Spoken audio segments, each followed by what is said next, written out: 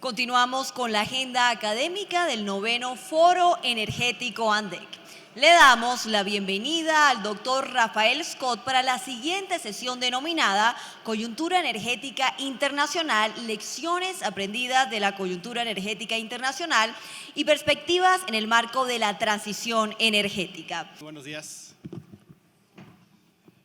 A mí me tocó el día de hoy presentarles un poquito la perspectiva energética global y además con esta complicación o coyuntura que tenemos internacionalmente del conflicto en Rusia y Ucrania. Entonces, el día de hoy quiero que ustedes se vayan a casa con una perspectiva muy sencilla, muy clara, que puedan platicar en casa y que ustedes puedan compartir qué está pasando con los mercados de gas y de carbón, principalmente en el contexto del conflicto de Ucrania, y también hablar un poco de la perspectiva energética global.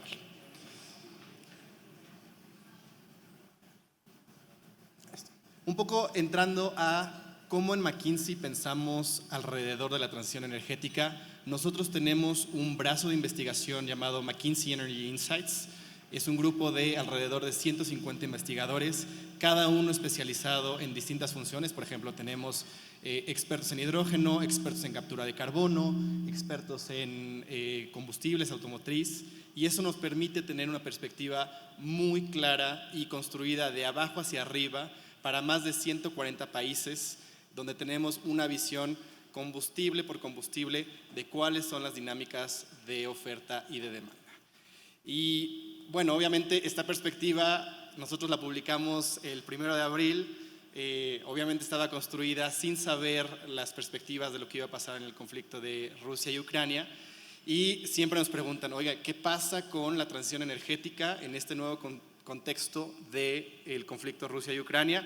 Y el impacto es absoluto. Obviamente la velocidad y los cambios que nos trae el conflicto van a ser significativos, ¿no? Por ejemplo, ¿cuánto va a durar la guerra? ¿Cuántos países se van a involucrar? ¿Qué implicaciones tiene esto en la infraestructura? Estamos viendo algunos países ya pensando en retomar su capacidad nuclear, ¿no? En generar nueva capacidad renovable mucho más aceleradamente. Por supuesto tiene una implicación.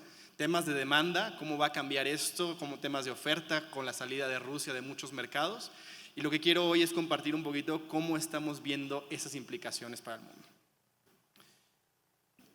Primera cosa, ¿no? Entonces hoy quiero compartir primero cómo se ve la transición energética. De ahí nos metemos al tema más interesante, que seguramente va a ser el más relevante, cuáles son las implicaciones del conflicto de Ucrania-Rusia, y finalmente un trailer o un sneak peek de qué pudiera aplicar esto para Colombia.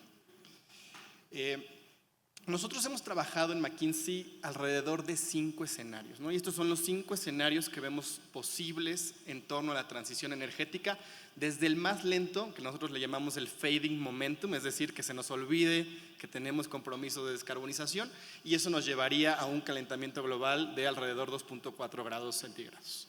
Tenemos un escenario que es el actual. Si seguimos haciendo lo que estamos haciendo, ¿dónde terminaríamos? Que también nos llevaría a un escenario de 2.4 grados de calentamiento global.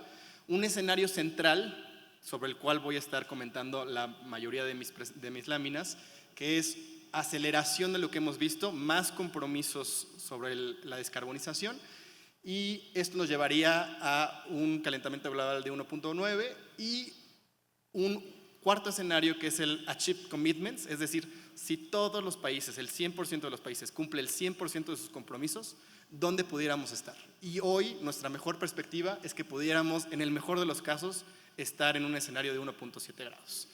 No vemos todavía una trayectoria de 1.5 con todo lo que se ha definido, y por eso no vamos a tocar tanto este caso, vamos a enfocarnos principalmente en estos 3 casos centrales. 5 mensajes principales que quería compartir hoy. Si se tienen que llevar algo, son los siguientes 5 mensajes. Primero, nos tenemos que acostumbrar a la volatilidad. Ustedes los están viviendo en estos últimos meses y lo han vivido los últimos 36 meses. Esta es la nueva tónica del mercado.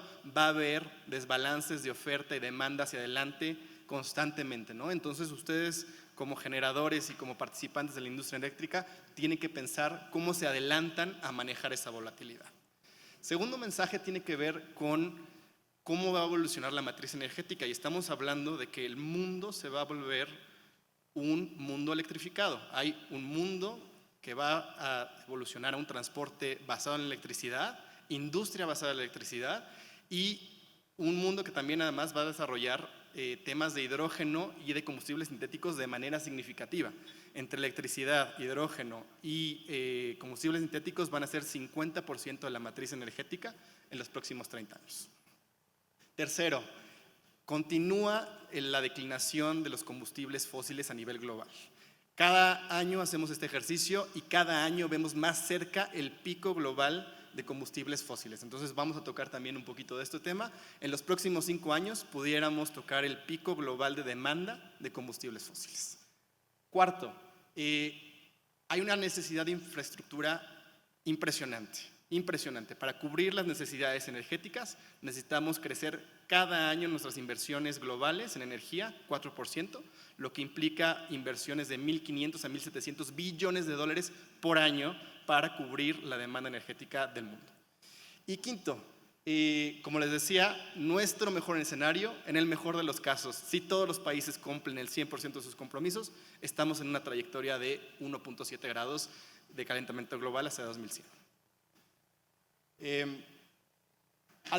Esta foto me gusta mostrarla, ¿no? Porque algunos vemos el vaso medio lleno en torno a la descarbonización y algunos lo vemos medio vacío, ¿no? Hoy 91% de todas las emisiones ya están ligadas a un compromiso país de descarbonización, ¿no? Entonces, lo que vemos es que sí, hay muchos compromisos de descarbonización, pero no todos los países se han comprometido a hacerlo a 2050, algunos van hasta 2060, y algunos tienen el compromiso, pero no hay ningún compromiso en la ley o en la regulación que obliga a estos países a cumplir estos compromisos, ¿no? Entonces, buenas noticias, casi todos los países tienen un compromiso. No tan buenas noticias, no existen todavía los mecanismos para asegurar que eso suceda. Otro tema que es súper relevante en el contexto de la transición energética es lo rápido que está evolucionando la tecnología. En los últimos 5 años hemos podido reducir 50% el costo de instalación de capacidad solar fotovoltaica. Esto es impresionante. Si les hubiéramos dicho esto hace 5 años nos hubieran dicho no hay manera. El tema de eólico también 30% en los últimos 5 años, muy relevante. El costo de las baterías, ustedes también lo han visto, 40% en los últimos 5 años. Y el impulso que ha tenido, sobre todo en Europa, el tema de descarbonización y precio del carbono también es significativo. Y esto es lo que ha impulsado la reacción de los jugadores para descarbonizarse rápidamente. ¿Cómo vemos desde McKinsey la transición energética a nivel global? Y lo que ven aquí es la demanda primaria, el consumo de energía global en millones de terajoules. Y lo que podemos resaltar aquí es que el mundo, ¿no? La matriz va a evolucionar, no va a crecer significativamente, es decir, la demanda de energía no va a crecer significativamente, 14% en 30 años no es significativo, pero sí va a evolucionar. Y va a evolucionar de una matriz que hoy es 20% electricidad a una matriz que es 40% electricidad, ¿no? Entonces, para ustedes se vuelve muy relevante y un espacio muy relevante entrar y poder capturar esa oportunidad de valor. Hay dos temas que empiezan a ser relevantes. El tema de hidrógeno, que está creciendo y que esperamos que sea 10% de la matriz energética global, y los combustibles sintéticos que están hoy en la barra gris o de otros, que también tienen un crecimiento muy importante. Esto obviamente a costa de ¿qué? Del petróleo principalmente, del gas natural, sobre todo hacia el final de la década de los 40, y el carbón de alguna manera se mantiene relativamente estable, ¿no? Entonces empieza a haber esta transición muy relevante, pero ningún combustible desaparece, es decir, en 2050 sigue habiendo una demanda muy relevante de gas, muy relevante de carbón y muy relevante de petróleo. ¿Cómo lo vemos desde el lado de generación, ¿no? Y esta gráfica para mí es impresionante, las necesidades que el mundo va a tener para poder electrificar la industria, electrificar el transporte son impresionantes. Hoy estamos en una generación de 27,000 terawatts hora a nivel global, principalmente concentrada en carbón, gas y hidroeléctrica. Si ven la matriz cómo va evolucionando significativamente, las adiciones, ¿no? de generación son significativas, principalmente en el tema solar, pero también de manera muy fuerte en el tema eólico. Entonces, esperamos que haya una transición muy rápida, muy acelerada y que hacia el 2050 el 86% de toda la generación esté generada a base de de fuentes renovables. Puede haber alguna sensibilidad, ¿no? De los casos que les decía, el caso de la trayectoria actual pudiera ser un poco menos, ¿sí? Que el 79% de la matriz eléctrica fuera renovable, o en un caso incluso más acelerado, hasta 90%, ¿no? O sea, 89-90%.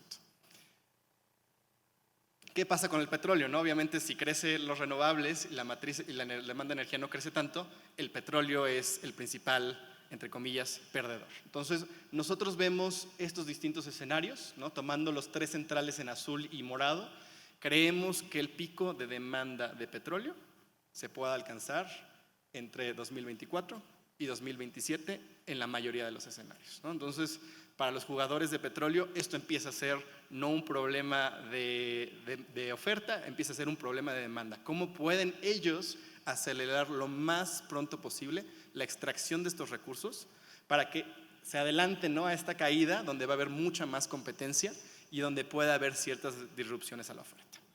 ¿Qué está impulsando esto? Está impulsado, obviamente, por la demanda general, ¿no? De muchos productos de la industria, ¿no? Petroquímica inclusive, que se va a normalizar y el crecimiento va prácticamente a estabilizarse. Está también la declinación, ¿no? En uso de combustibles como el diésel y como la gasolina, y también obviamente del lado de crecimiento de vehículos eléctricos, que esperamos que hacia incluso finales de cada década alcance el 40% de los vehículos eléctricos representen como parte del total de la flota de pasajeros. Gas natural. Esta es una foto diferente. Esta foto es a lo mejor un poco más positiva. Vemos que el gas es un combustible de transición muy relevante para el mundo y todavía vemos un crecimiento significativo entre hoy y 2030. Una vez que llegamos a 2030 nos queda la pregunta: ¿qué tan rápido pueden reemplazar los renovables al gas, ¿no? Y las tecnologías como el hidrógeno, como combustibles sintéticos? Y aquí vemos esa gran divergencia a partir de 2030, donde vemos un escenario donde a lo mejor todavía quedan 20 años más, ¿no? Que es la trayectoria actual, o alguna trayectoria mucho más acelerada si vemos que cada vez más países se empiezan a comprometer, pudiera tener una declinación gradual. Pero, si lo ven, incluso hasta 2050 se mantiene con niveles robustos de demanda hacia adelante. 3 temas más que son relevantes y cómo cambia esto la transición energética. El primero, los combustibles sostenibles, biocombustibles, combustibles sintéticos. Esperamos que esta producción crezca alrededor de 5%, de 5 veces de aquí a 2050. Entonces, hoy esperamos que en los siguientes 20, 30 años tengamos un consumo de 9 millones de barriles diarios de combustibles sintéticos. Y la verdad es que vemos pocas diferencias, a lo mejor se puede retrasar un poco en el escenario actual, pero realmente creemos que esto va a ser exponencial. El hidrógeno también lo vemos exponencial, 10% de toda la matriz energética pudiera ser basada en hidrógeno a partir de 2050. Y finalmente el tema de captura de carbono, también vemos que a medida que se empiezan a alcanzar eficiencias en costos, esta tecnología puede ser muy relevante. Y captura de carbono, este número me impresionó cuando lo sacamos la primera vez, 10% de todas las emisiones pudieran pasar por captura de carbono, obviamente sobre la base de 2020.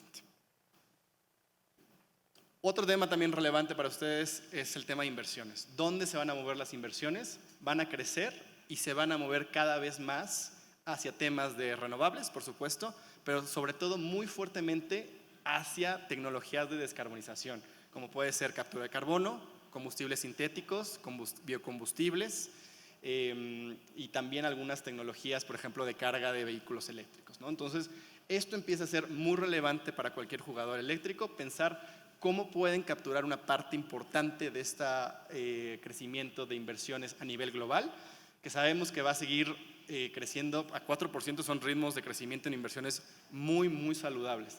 Y eso no quiere decir que no va a haber inversiones en gas, que no va a haber inversiones en tecnologías convencionales, pero ya empiezan a tener como porcentaje una participación menos relevante. En torno a emisiones, esta pregunta también creo que es relevante. Parece, ¿no? Y si todo pinta como salen nuestros escenarios, parecería que el próximo año pudiéramos alcanzar el pico global de emisiones de CO2 en el mundo. Y bajo distintos escenarios podemos ver cómo ya las acciones que han tomado distintos países empiezan a tomar frutos, y lo que podemos discutir es qué tan rápido va a ser esa descarbonización. Nuestro escenario actual, ¿no? Nuestra trayectoria actual nos deja en 2.4. Si todos los países cumplieran sus compromisos al 100%, estaríamos en una trayectoria de 1.7, pero todavía obviamente muy lejos del 1.5. Y bueno, recapitulando muy rápidamente los temas de transición energética: volatilidad, electrificación, caída en los recursos fósiles, inversiones significativas, y estamos en una trayectoria de descarbonización interesante, pero todavía lejos del 1.5. Y con eso brinco al siguiente tema, que es el tema del impacto de Ucrania y Rusia en los mercados de energía global. Todos han escuchado y hemos leído todos en las noticias la gran disrupción que ha representado el conflicto de Ucrania-Rusia en el mundo. Lo que hemos visto en los precios de gas, ¿no? Desde la invasión el 24 de febrero, es un incremento significativo en los precios de Europa de 356%, en el costo del precio del barril de 50%, y en el costo del carbón, ¿no? Que vemos en 150%. Entonces estamos hablando de que los combustibles han tenido una volatilidad de hasta 3 veces su precio en este último año respecto a lo que vimos el año pasado. Una situación nunca antes vista, y principalmente por el rol que juega Rusia en el mercado energético europeo.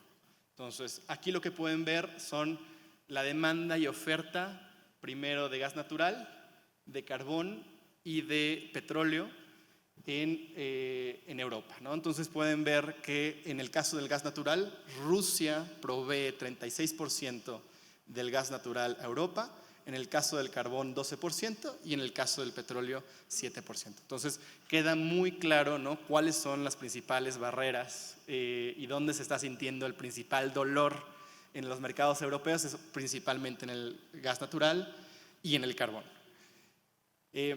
Y entremos un poquito a entender esta dinámica del gas natural. El gas natural en Europa está principalmente concentrado en algunos países como Alemania, Italia, Reino Unido, pero principalmente Alemania e Italia dependen muy altamente del gas ruso, ¿no? Y obviamente esto implica una respuesta política relevante. Países como Polonia, como Austria también, a pesar de que tienen un consumo menor de gas, también dependen altamente del consumo, de la oferta de Rusia, ¿no? Entonces, y además, si vemos la parte de arriba, vemos que pues, está en sectores que son difíciles de reemplazar, ¿no? Está el tema de edificios, el tema de energía. Entonces no hay muchas alternativas para sustituir rápidamente ese consumo de gas. Y peor, ¿no? Porque muchos de estos contratos o el consumo que está ligado a Rusia viene de contratos de largo plazo. Alrededor de los 167 billones de metros cúbicos que vienen de Rusia, que es casi una tercera, un poquito más de una tercera parte, una gran parte viene de contratos de largo plazo. Entonces, estos contratos de take or pay, que están firmados con Rusia, hoy en día, ¿no? Hoy representan entre 89 y 90 son take or pay, 20 son flexibles y otros 22 vienen también de subsidiarias de Gazprom. Entonces, no vemos una manera sencilla, ¿no? Dado que de estas importaciones se puedan reducir, dado que Europa ya tenía estos contratos de largo plazo, ¿no? Y si vamos hasta 2030, todavía vemos que entre 64 y 75 billones de metros cúbicos pues están comprometidos con Rusia. Entonces no hay una manera rápida de salir de Rusia. ¿Dónde buscarlo, no? Vamos a buscar dónde podemos diversificarlo. Tampoco hay muchas opciones. Hoy la capacidad, en la gráfica que ven del lado al fondo, es en azul la capacidad existente, luego en azul más oscuro la capacidad en construcción, y la expansión que quisimos dejar de la fase 2 del campo de Qatar. Y luego ven la línea roja la demanda de gas natural licuado. Y lo que vemos es que no hay mucho espacio. La verdad es que incluso con toda la capacidad que se está construyendo, que es la que pueden ver del lado derecho, esa demanda la va a seguir inmediatamente el mercado, ¿no? Entonces vemos cómo las grandes adiciones de Qatar, de Australia, de Canadá, del mismo Estados Unidos, no va a ser suficiente para cubrir la línea, al menos en los siguientes 5 años. A lo mejor en 2027, 2028 podemos ver un respiro al mercado, pero no antes. Entonces tampoco hay muchas opciones de diversificación. Y en el lado derecho ven la capacidad contractada. Parecería, ¿no?, que hay capacidad excedente, pero realmente esta ya está de alguna manera comprometida en mercados spot, que cada vez vemos que empiezan a ser mucho más largos, incluso contratos de 18 a 24 meses. Entonces, pues, ¿qué queda para Europa? Pues construir capacidad y pelear por esa capacidad de spot. Decíamos, ¿no? Y decíamos, oye, ¿cómo puede Europa rebalancear esa capacidad, ¿no? Y veíamos del lado derecho, ¿no? Del lado izquierdo, perdón. España tiene capacidad excedente de gasificación, pero no está conectada a Europa, no se puede usar. Lo mismo con el Reino Unido. Entonces, ¿qué tienen que hacer los países que están sufriendo esto, como Alemania, como Italia, como Polonia? Pues construir su propia capacidad de regasificación. Y lo que vemos es que ya hay planes para que de aquí a los siguientes 3 años se puedan adicionar casi 100 billones de metros cúbicos por año. Y esto lo que nos llevaría es, si ven en este lado derecho, a tener una capacidad hoy de 209. Obviamente tendríamos que quitarle la capacidad que no está conectada ni de Reino Unido ni de España, sumarle las adiciones que vienen este año y luego sumarle las adiciones que vienen en el siguiente año, y más o menos pudiéramos pensar que en 3 años Europa pudiera tener suficiente capacidad de regasificación para poderle hacer frente a un escenario donde no se importara gas ruso. Y la verdad es que esto obviamente muchos países lo han estudiado, no hay maneras rápidas de resolver el tema del gas en Europa. La única manera viable en el corto plazo, estamos hablando de los siguientes 3 años, es importar gas natural licuado.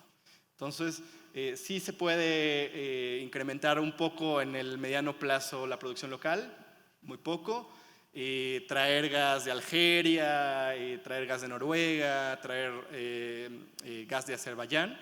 Sí se puede, no es significativo, ¿no? Realmente la única solución viable en el corto plazo es incrementar las importaciones de gas natural licuado, y obviamente con todas las implicaciones que esto implica para Colombia, para América, en torno al precio de gas. Entonces, eso es por el lado del gas. Y por el lado del carbón, muy interesante también, antes de la guerra, Rusia representaba casi el 20% de las exportaciones globales del carbón térmico, ¿no? Entonces, sí tenían un reto, la verdad, bastante importante para abastecer el mundo. Y en particular, ¿no?, China, Estados Unidos, Europa estaban teniendo un consumo muy importante de carbón ruso, que hoy no está claro, y sobre todo en los siguientes días, qué va a pasar con ese carbón, ahora que vence la moratoria de importación, y esperamos más disrupciones en el mercado de carbón. ¿Qué creemos que va a pasar? Esta gráfica es un poco complicada, pero el mensaje principal es: hoy tenemos una demanda principal de carbón, que es preinvasión estaba más o menos en 1.000 millones de toneladas. Creemos que ante la necesidad de reemplazar nuevas fuentes de energía, sobre todo el gas, va a incrementarse la demanda de energía de carbón. Obviamente va a bajar por las sanciones, va a bajar también por algunas otras sanciones que pudieran venir, por ejemplo, de Turquía o de Asia. Y lo que vemos es que alguien va a tener que llenar ese hueco. ¿Y quién pudiera llenar ese hueco? Es Estados Unidos y Colombia. Ellos son los 2 países que pudieran llenar el hueco que puede dejar Rusia. Si vemos que además hay otras oportunidades y el carbón empieza a ser más demandado por ciertas restricciones de gas, también se puede subir Indonesia y se puede subir África del Sur. Entonces vemos una perspectiva interesante para el carbón, sobre todo ante la necesidad de reemplazar ese carbón ruso. ¿Quiénes pudieran ser esos jugadores? Estados Unidos, Colombia, Indonesia, África del Sur.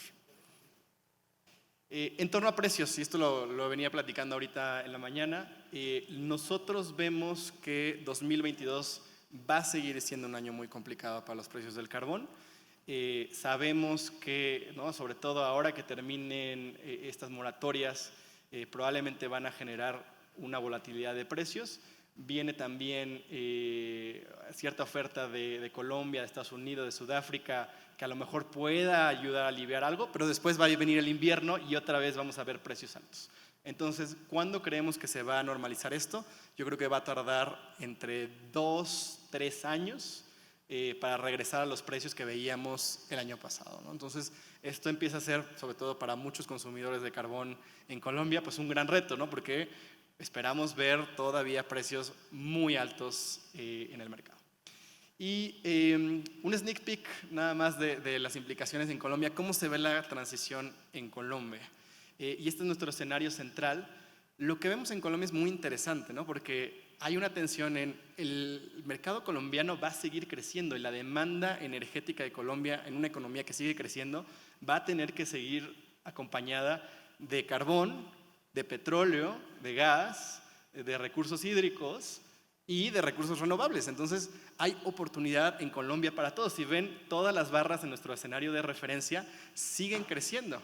Entonces, oportunidad para todo tipo de jugadores. Y en el caso del petróleo, sí vemos que alcanza un pico en 2042, la demanda de petróleo, es decir, gasolina, diésel, algunos derivados del petróleo, pero de ahí se mantiene estable. Ese es nuestro escenario de referencia y puede ser el caso acelerado, ¿no?, donde pudiéramos tener a lo mejor una transición mucho más estricta con impuestos del carbono mucho más agresivos. Ahí sí vemos que a lo mejor la demanda de petróleo pudiera estancarse un poquito más, la demanda de carbón reducirse también significativamente y tener una transición mucho más acelerada a base de renovables. Entro a 2 láminas más. Esto también me parece súper relevante. ¿Cómo vemos la matriz energética de generación de Colombia desde McKinsey? Vemos un crecimiento muy relevante, inversiones significativas requeridas en el mercado de Colombia para llegar, ¿no?, partiendo de una base de 17, 18 gigawatts en capacidad, muy rápido desarrollar todo tipo de capacidad. Estamos hablando gas, estamos hablando hidroeléctrica, estamos hablando solar, estamos hablando eólico. Necesitamos una combinación de todas para cubrir las necesidades de energía en Colombia. Y si ven, el crecimiento es exponencial y es muy, muy acelerado. Entonces, un poco el gran reto que tiene Colombia es cómo atraer esos recursos de inversión para poder cumplir con estas proyecciones de demanda que vemos en el país. Y bueno, con eso cierro. Sé que tenemos otra intervención, pero bueno, les dejo ahí mi correo o por LinkedIn. Encantado de contestar cualquier pregunta alrededor de transición energética, del conflicto de Rusia y Ucrania y también algunas perspectivas que tenemos más detalladas de Colombia. Muchas gracias.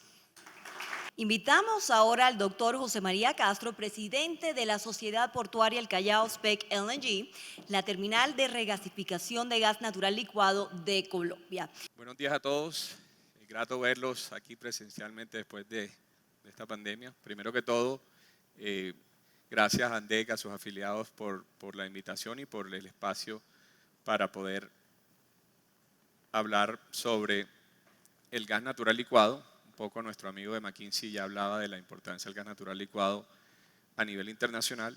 Yo quiero hacer un poco de más énfasis en Colombia, pero antes de hablar de ese rol que tiene el gas natural licuado en Colombia y en el mundo, quisiera detenerme un poco el por qué se define una transición energética, por qué queremos diseñar hojas de rutas que nos lleve en el 2050 a qué. Es que realmente hoy hay un consenso y, como decía McKinsey, más del 91% de las emisiones están comprometidas a un mundo de carbono neutral. Y es por eso que se hace necesario una transición energética. Y cuando uno analiza la proyección de la demanda eléctrica de aquí al 2050, se ve que va a incrementarse un 50% para ese momento. Y si no hacemos nada y seguimos en la misma forma en que nuestro sistema energético está, pues las emisiones serán bastante considerables y no tendremos ese mundo que queremos todos para nuestros hijos y nuestros eventualmente nietos de carbono neutral. Y es por eso que debemos modernizar el sistema energético mundial. Hoy es claro que hay una necesidad de modernizar ese sistema energético. La pregunta es cómo. Entonces, cuando uno le habla de transición energética, hay una cantidad de factores que vienen a la luz de ese término de transición energética. Hablamos de renovables, de captura de carbono, descarbonización, cambio climático, economía local y los recursos locales de cada uno de los países. Se habla de la seguridad energética, como decía nuestro viceministro al principio del Congreso. Se habla de la flexibilidad, de la electrificación que el mundo va a tener, de la volatilidad, del hidrógeno. Bueno, toda esa cantidad de factores que debe cada país tener en cuenta para diseñar su transición energética o su hoja de ruta para lograr un mundo de carbono neutral. Si nos detenemos un poco a hacer un poco ya el énfasis en gas natural y el gas natural licuado, es claro que es ese combustible de la transición y es esa transición que va a durar por lo menos 20 años, como decía McKinsey anteriormente. No es un tema de muy corto plazo y claramente el gas natural licuado, de acuerdo a la capacidad que permite conectar mercados donde se produce el gas natural licuado, el gas natural en enormes cantidades, y conectar esos mercados, el gas natural licuado puede ser, y lo decíamos ahorita, lo veíamos ahorita, donde en el corto, los próximos 5 o 10 años, pues va a tener un impacto muy importante para la generación de energía eléctrica mundial.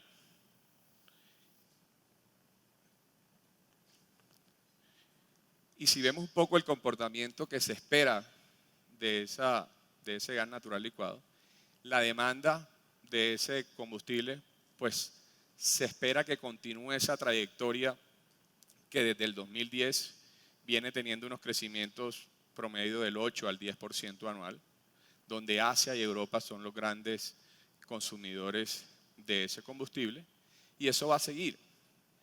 ¿Y cómo va a seguir? Pues se va a apalancar en la nueva oferta de GNL que se presenta, que teníamos algo ahora hasta el 2022 y que ahora nuevos proyectos se van a poder viabilizar con la mayor demanda que se prevé de Europa y de otros mercados que quieren ir hacia esa transición energética.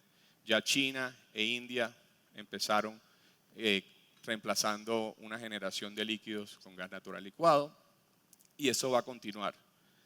Hoy en día pues vemos que hoy hay una capacidad de alrededor de 65.000 millones de pies cúbicos día de gas equivalentes en oferta de liquefacción y en los próximos años que eso se aumente a casi 28.000 millones de pies cúbicos adicionales. Vamos a estar llegando pues a una capacidad cercana a los 100.000 millones de pies cúbicos día de gas equivalentes en la oferta. Y Estados Unidos hoy en día es el principal exportador de GNL, está a menos de 4 días de navegación de Colombia y es por eso que vamos a tener ahí el GNL tiene una oportunidad de aportar a la transición energética de Colombia. Y no solo la oferta está aumentando, sino también los terminales de regasificación, lo veíamos.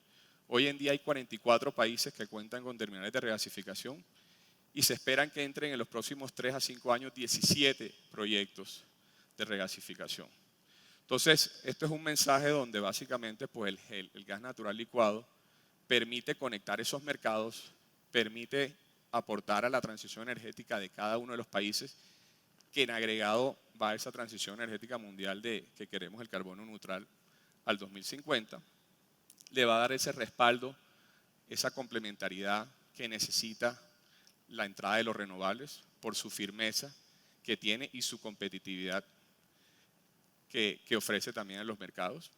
Entonces, cuando uno ve qué oportunidad tiene el gas natural licuado en Colombia, recordemos que hace un poco más de 5 años ya Colombia está conectado con los mercados internacionales de gas natural licuado a través de la regasificadora que está en Cartagena y que ha venido pues respaldando casi 2.000 megavatios de capacidad instalada en el sector termoeléctrico, que eso representa más o menos el 87-90% de la capacidad instalada de gas de Colombia. Y ahora, ¿qué más puede hacer el gas natural licuado dentro de esa misión o esa hoja de ruta de transición energética que el gobierno ha definido y que nos lleva a un horizonte del 2050 para reducir las emisiones de dióxido de carbono? Recordemos que hace un tiempo, hace 2 años, se recibieron unas recomendaciones por parte de la misión de transformación energética, donde varios expertos analizaron integralmente todo este diseño, toda esta hoja de ruta. Y dentro del foco de gas natural, la misión de transformación veía tres grandes rubros con respecto al gas natural licuado y para el país. Uno, que haya un mayor acceso a capacidad de regasificación, que más sectores se puedan conectar o se puedan ver beneficiados de estar conectados a los mercados internacionales, dependiendo de cada uno de los usos y de sus necesidades.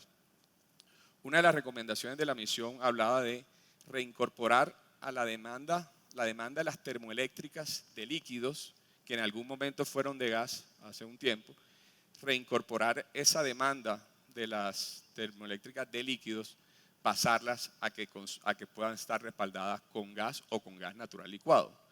Y decía que la vinculación de un nuevo parque termoeléctrico a gas en ese mercado eléctrico traería, además de los beneficios ambientales y de emisiones, beneficios tanto para el sector eléctrico, de gas y también del petróleo.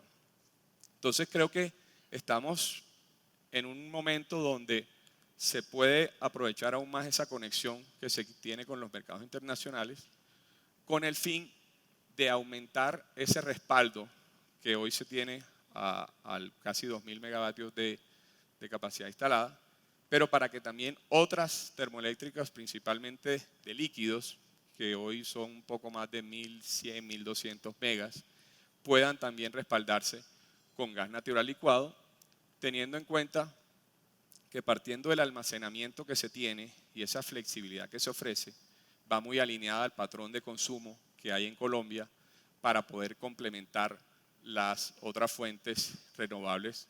Hoy la hidrología más que todo, pero eventualmente en el 2025, cuando vayan entrando otras fuentes como es solar y eólico, se mantenga esa firmeza y esa seguridad energética que hablaba el viceministro a principio de la charla, y eso se hace de manera competitiva con el gas natural licuado, ofreciendo esa flexibilidad. Entonces creo que la oportunidad aquí es poder aprovechar lo que hoy se tiene en infraestructura, la conexión que se tiene, y ampliar ese respaldo a termoeléctricas de líquidos y en ese sentido pues avanzar y contribuir a los objetivos que se ha trazado el gobierno de un net zero o de un carbono neutral con menos emisiones.